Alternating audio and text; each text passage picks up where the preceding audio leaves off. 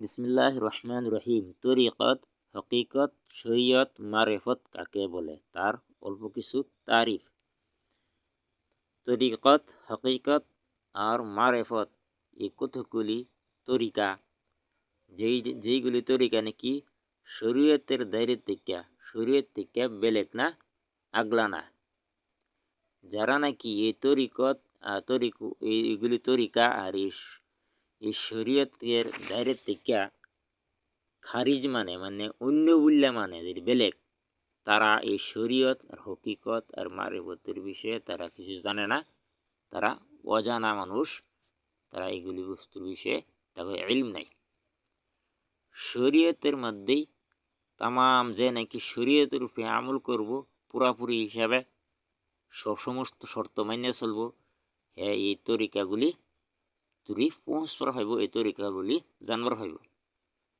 তার একটা উদাহরণ দেওয়া হয়েছে না, যে হালাল হারাম ওয়ার এটার হুকুম যেটা এটা জানা, এটা হলো শরীয়ত। যে এটা হারাম এটা হালাল এটা জানা, এটা হলো শরীয়ত।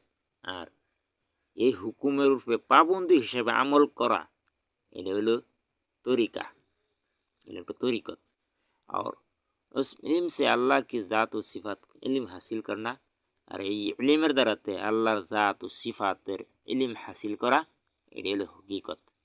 আর এই ইলমের হাসিল হওয়ার পরে জানে কে বাত হওয়ার পরে এইগুলি সিফতের রূপে সব সময় ধ্যান রাখা, সামনে রেখা কাম করা, এদের উপর নজর রাখা, এটা হলো मारिफत।